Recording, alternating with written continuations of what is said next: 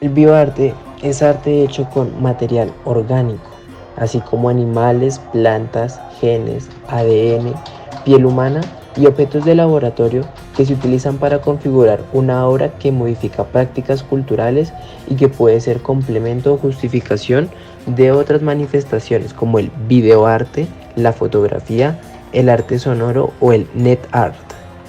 Acerca del bioarte se han generado muchos debates, ya que al ser un arte que combina la biología y la ciencia, en ocasiones puede incurrir en hechos graves para algunas personas como los defensores de los animales, ya sea por su validez o aspectos relacionados con la ética con la que se dirigen a este tipo de proyectos.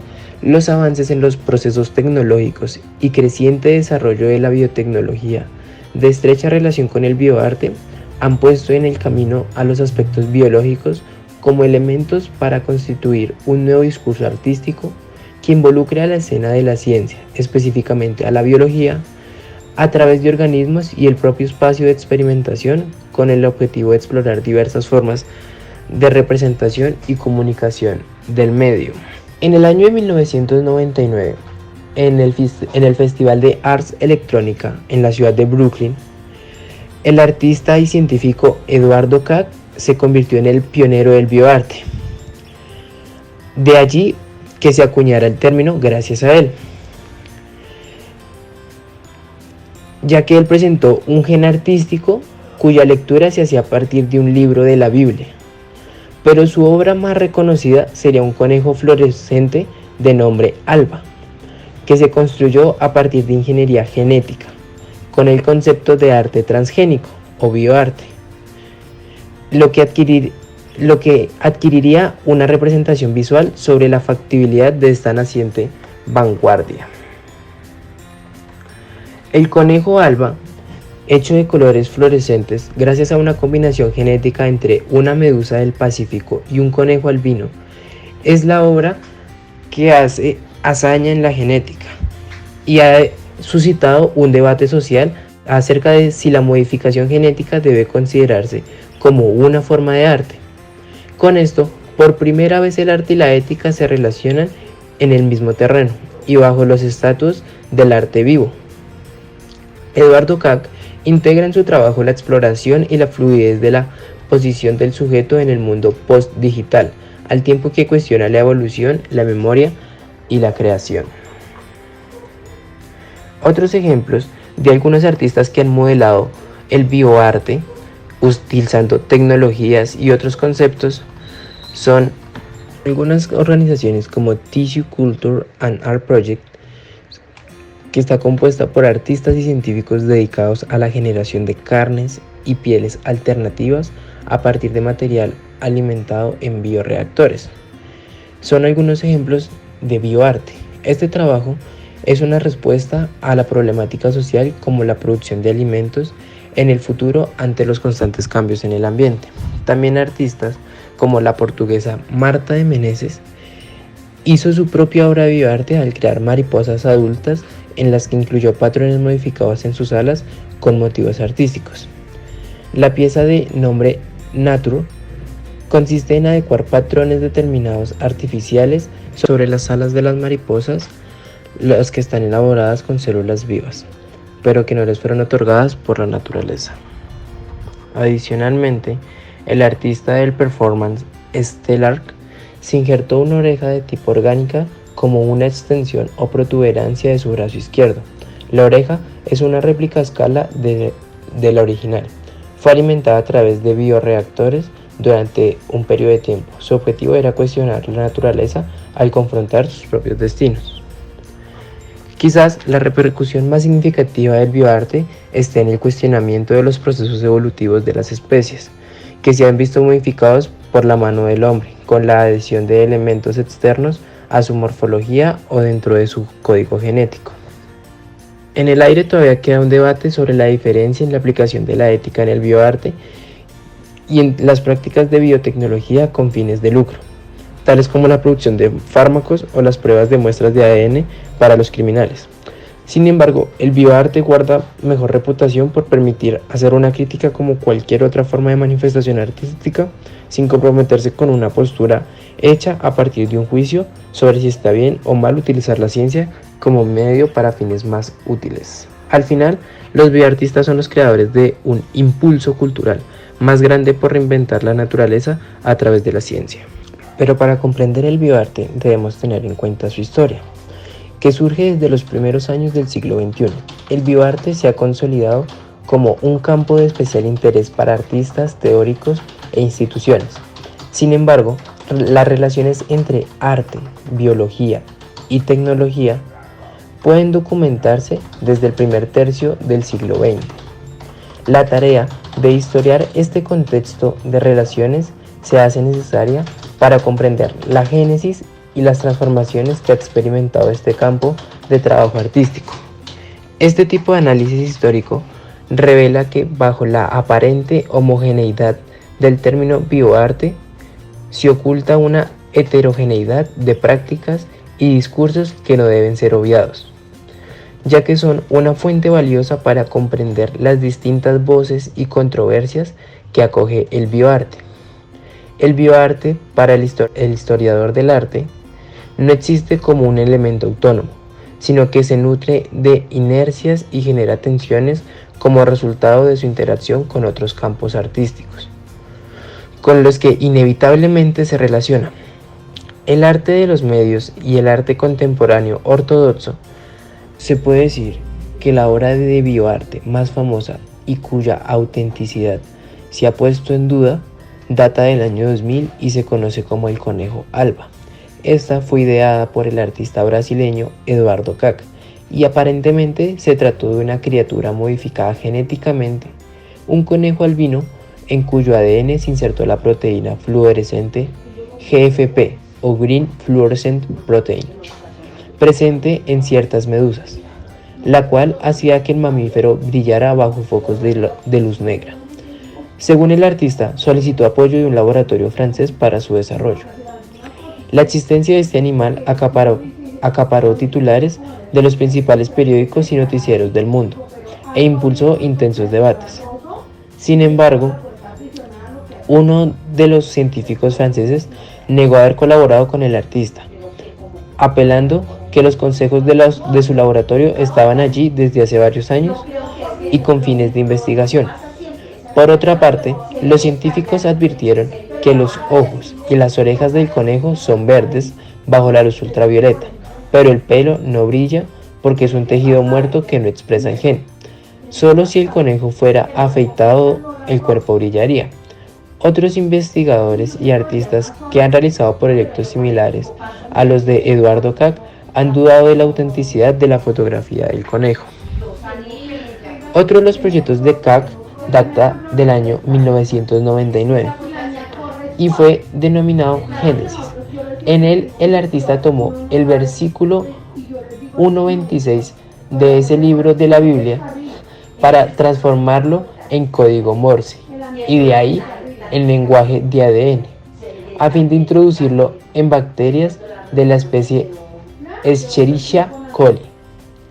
Dichas bacterias fueron colocadas en placas de Petri, donde podían ser sometidas a luz ultravioleta por parte de los asistentes a la exposición del museo, quienes podían irradiarlas a voluntad para provocar mutaciones. Según el artista, la idea era crear información genética artificial e introducirla en un ser vivo, como una manera de rebelarse contra la naturaleza y la religión. Por otro lado está el bioarte y los microorganismos. Numerosos son los artistas que trabajan con microorganismos. Anna Dumitriu es una de ellas. Ella es reconocida internacionalmente como una pionera en el bioarte y conocida por su trabajo con bacterias y biología sintética. Anna es británica y trabaja con esculturas, instalación y medios digitales para explorar nuestra relación con enfermedades infecciosas, biología cinética y la robótica. También Luciana Paoletti es una artista argentina que trabaja creando paisajes con microorganismos como hongos y bacterias, además de pintar con ellos. Incluso Existen certámenes mundiales donde se busca las mejores formas de hacer arte en placas de agar.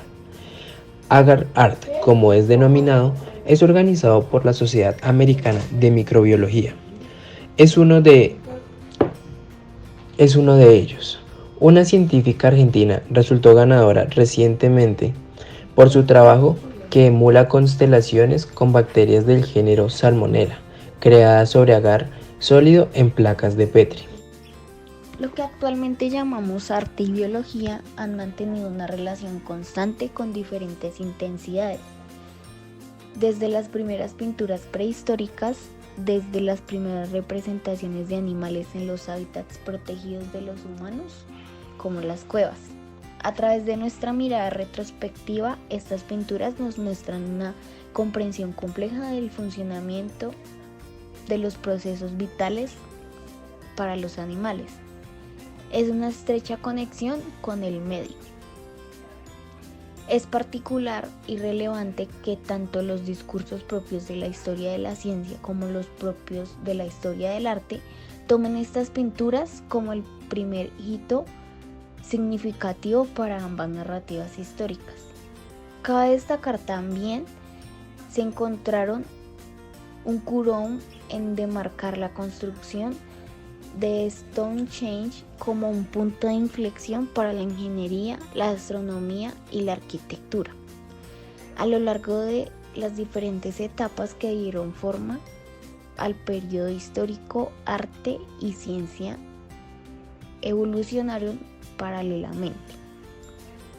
Desde el Paleolítico inferior, con las primeras herramientas de piedra, pasando por la Edad de Bronce, donde podemos identificar los primeros fundamentos de la metalurgia, nuestros antepasados descubrieron que a partir de las técnicas como la fundición y la aleación podían crear útiles bellos, útiles para lucir, para adornar su cuerpo y para expresarse. A partir de este punto empezó una búsqueda por la perfección de las herramientas, de los útiles y de sus funcionalidades. Propósito que ha atravesado las diferentes etapas de la historia de la humanidad y que continúa en la actualidad. En un pasado más cercano, hallamos otros de los puntos de inflexión en la relación entre arte y ciencia, que es el Renacimiento. La principal premisa renacentista fue la búsqueda de un nuevo tipo de pensamiento autónomo y libre. El Renacimiento se caracterizó por ser un periodo emancipador. La pregunta por la naturaleza del hombre unió a científicos y artistas. La anatomía y la disección se convirtieron en técnicas fundamentales para ambos y para el arte. Fue una base fundamental en el estudio de la representación del cuerpo, como también lo fue para la medicina. La búsqueda continúa respecto a la evolución de las técnicas que estaban presentes tanto en científicos como en artistas, aunque a los últimos se les ha reconocido en menor grado. La aplicación de las técnicas y contenidos provenientes de la ciencia tuvo especial relevancia en los trabajos realizados por los artistas durante este periodo. Por ejemplo, el estudio de las corrientes dinámicas ayudó a los artistas en los estudios relativos como pintar el agua y el estudio de las mecánicas de vuelo. Se mostró de gran utilidad a la hora de pintar aves. En la academia, los artistas estudiaban las diferentes disciplinas.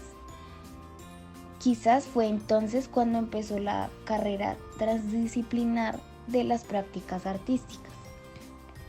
El positivismo marcó un punto de inflexión en la relación entre arte y ciencia. Su monismo metodológico alejó ciencia y arte. Posteriormente, en el siglo XX, tiene lugar una recuperación de dicha transdisciplinariedad en la cual encontramos que a lo largo del siglo XX, especialmente durante la segunda mitad, un acercamiento entre arte y ciencia llegó. Desde la revolución industrial y la mejora de la tecnología, pasando por la aparición de la fotografía, la cual supuso para los artistas la posibilidad de reproducción técnicamente para las obras, pasando por el descubrimiento en 1953, realizado por James Watson y Francis Crick, la teoría molecular del código genético, es decir, la estructura del ADN. Fue entonces cuando empezaron a cuestionarse con mayor efusividad los supuestos del positivismo. Karl Popper abordó la problemática de pasar de un monismo metodológico a un pluralismo metodológico. Parecía tornarse aceptable que el método científico ya no podía ser uno. En este momento, cuando empiezan a divergir los modelos de ciencia, que comienzan a diferenciarse en distintas metodologías, precisamente fueron estas diferencias entre los distintos modelos de ciencia los que abrieron un nuevo espacio de debate en torno a la definición de ciencia. Sola Price, quien durante la segunda mitad del siglo XX apostó por una distinción fundamental, la cual es la distinción entre microciencia y macrociencia.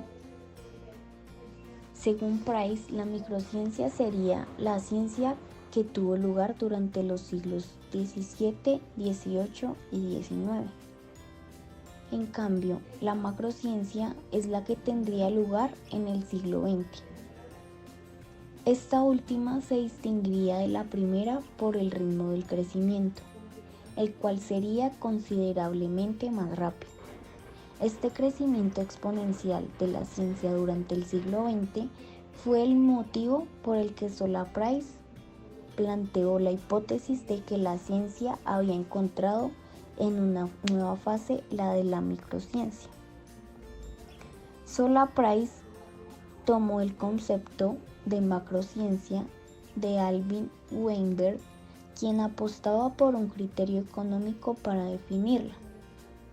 Por lo tanto, para Weinberg, la distinción fundamental entre microciencia y macrociencia era una cuestión presupuestaria. Price, que aceptaba la importancia del criterio económico, añadió a este criterios cualitativos y culturales. Es precisamente este criterio económico en el que se retoma la relación al debate sobre investigación artística, que será en distinción para la microciencia y macrociencia, la cual marcó un punto de inflexión en el debate sobre la ciencia contemporánea, especialmente en el debate sobre tecnociencia. Cabe destacar que a pesar de las múltiples líneas de debate en relación que considerar tecnociencia, hay un criterio quórum respecto a considerar la macrociencia como el preludio de la tecnociencia como su primera modalidad. Javier Echeverría, en su libro La Revolución Tecnocientífica, retoma esta distinción entre micro y macro para abordar la cuestión de la tecnociencia.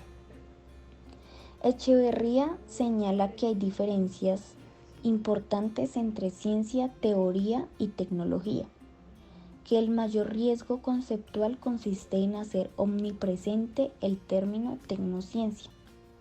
A su vez, propone que la tecnociencia se distingue de la ciencia debido a la mediación tecnológica que resulta inherente a las acciones tecnocientíficas. En esta tesis me refiere al término ciencia como contenedor general de microciencia, macrociencia y tecnociencia, con la intención de evitar, en la medida de lo posible, sobreutilizar el término tecnociencia, ya que este proyecto no tiene como pretensión establecer diferencias conceptuales entre estas tres, sino analizar unas prácticas artísticas que incorporan las técnicas y los conceptos que hasta el momento se presentan en un discurso científico. En referencia al discurso científico, cabe destacar que para abordar la relación que ha acontecido entre arte y ciencia durante el siglo XX, debemos prestar atención a dos figuras fundamentales: Werner Heisenberg y Paul Feyerabend, puesto que tanto Heisenberg como Feyerabend apostaron por una necesaria relación entre el arte y la ciencia. Heisenberg, al que debemos, justo como Max Planck, la teoría cuántica, realizó una comparación entre las tendencias de abstracción en arte y ciencia, al paso hacia la generación es un paso hacia la abstracción, y esta generalización ha recorrido todo el siglo XX. Para Heisenberg, las nuevas formas artísticas solo pueden surgir de nuevos contenidos y no al contrario. Hacer un nuevo arte, como hacer una nueva revolución en ciencia, significa hacer visibles nuestros contenidos, nuevos conceptos y no solo descubrir nuevas formas. Otra de las grandes aportaciones a la relación entre arte y ciencia en el pasado siglo se la debemos a Paul, filósofo de la ciencia, que cuestionó a través de sus escritos la supuesta superioridad del saber científico sobre otras formas de conocimiento, y que apostó por una aproximación del arte y la ciencia.